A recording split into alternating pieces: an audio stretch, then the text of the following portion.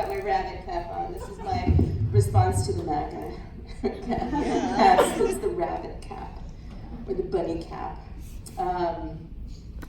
Where will that Nomad 9 rabbit show up next? Okay, so the title of my talk is, Does Anyone Vet Convocation Speeches? I'm honored to present tonight's graduation address, in which I'll hopefully make a point about rabbits and nomads, pay tribute to this amazing program, and celebrate these incredible artists who are destined to do great things, and also be remembered as the smallest graduating class ever. Raise your glasses, and let's just hear some noise for the Fab Four. Cheers!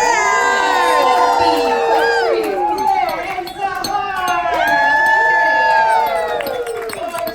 love you, but no more, no less than cohorts 1, 3, and 4. Okay, because we don't play favorites. As I tell my twins, I love you uniquely, not equally. And but my kids aren't here, so we can forget the nonsense. We love you, cohort 2. You are my favorite, at least until next year's graduation. In all honesty, I had an amazing time with this group. They had 2 classes with me their first year. We had a chance to bond in Miami, hanging out with some great artists like Cuban artist Jose Bedia, poet and healer Adrian Castro, and just so many other great people. We were exploring the Magic City and the concept of diaspora space. We deal with big ideas in this program, if you can't tell. And this was an extension of a course on art history and the global, but we also redefined lunch and shopping. There were some really good foods in Miami. We tried them all. Then we went shopping. We visited an African market where they imported West African goods, and actually from all over the continent, to clientele mostly Cuban Santeros, which is a Yoruba-based religion that came to the Americas through the Caribbean. Then we visited some botanicas in Little Haiti. We had a blast. We got to know the place together. This was serious research. You can't do this in a classroom. Exhausted after just a few days, our final class discussion, do you guys remember this? Held in a swimming pool. As nomads know, residencies are fun but intense. And after several days experiential learning, when I was satisfied that everyone is physically and mentally exhausted, Carol and Carla, our coaches on the sidelines, they do this maneuver where they swap out teachers with a fresh prof who shows up with energy to spare. It's like rapid fire teaching. We will radicalize your creativity. And it's like the art school version of Survivor. It's the only way to really explain residencies.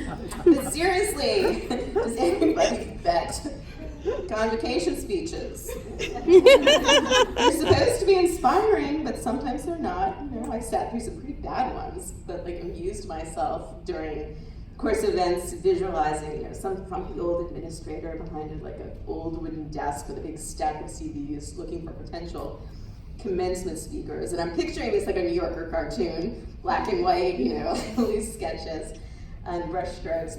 And then I remember I'm supposed to be listening to the speaker's inspirational words, and I say to myself, or perhaps I say out loud, who knows, wow, how did they choose this person? And you may be asking the same question. Not everybody here knows me, but I'm simply an art historian who participates in the program and has the pleasure of working with all these wonderful artists.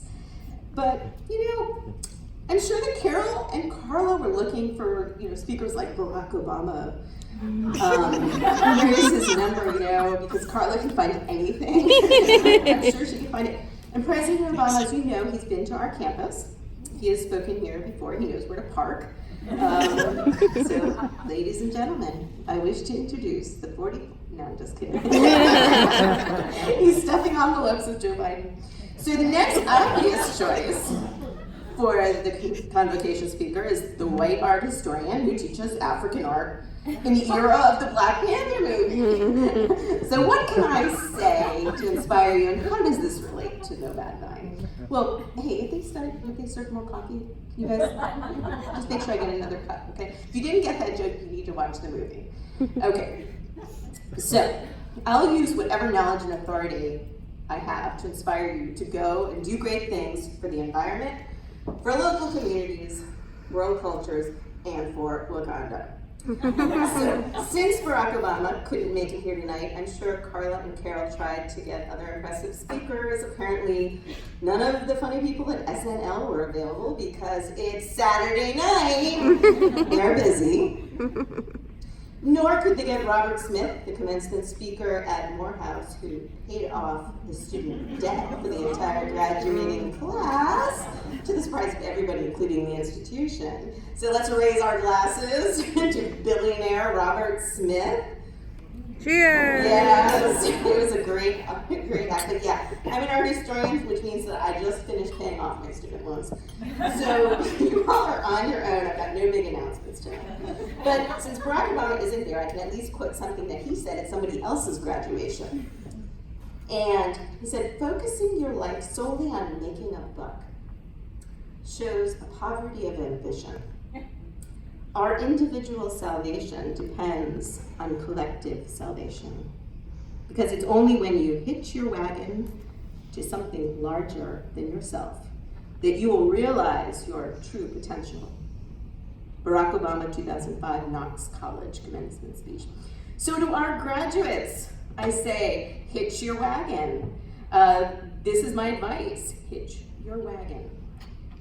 However, in an off-the-cuff remark at a speech at a GE plant in 2014 in Wisconsin, he brought the fury of art historians everywhere upon the president when he remarked, a lot of young people no longer see the trades and skilled manufacturing as a viable career.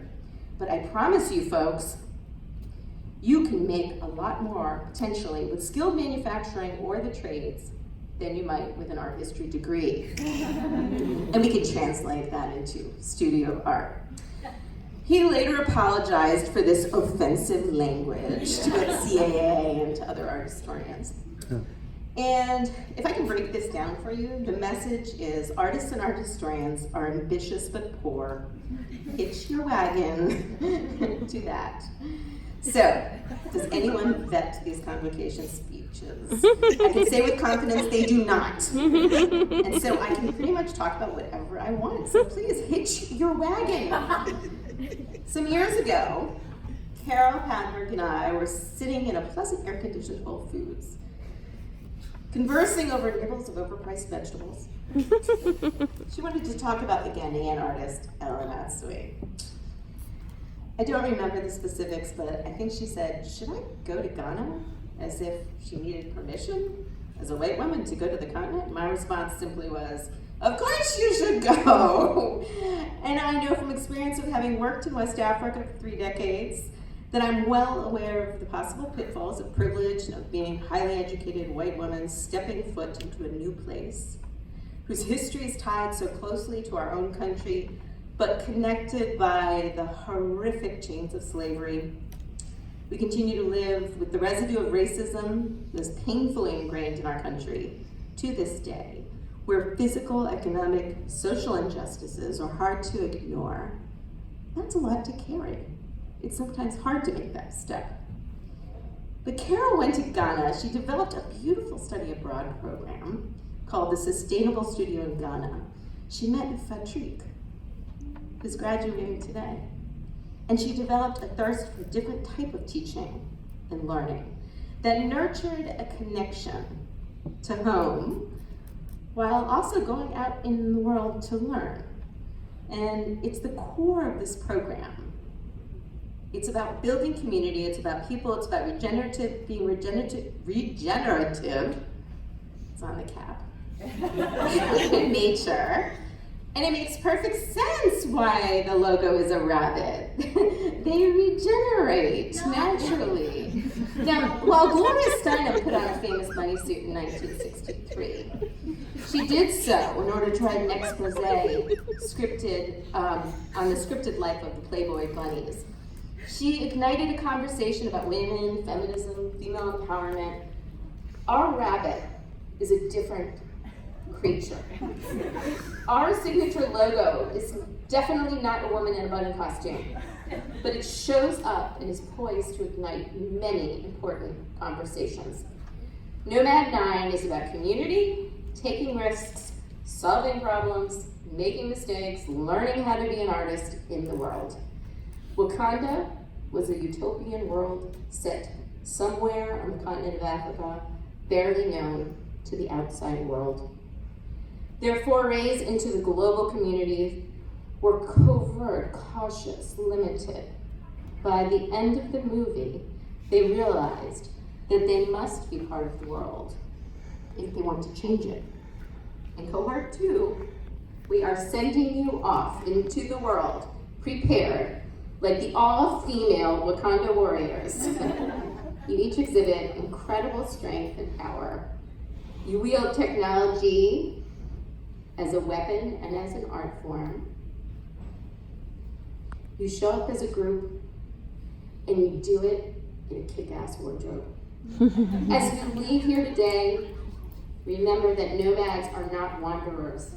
Nomads move with purpose, and they return to specific places. Continue to move around the world, but always find your way home. Good night and good luck. We love you, Cohort 2.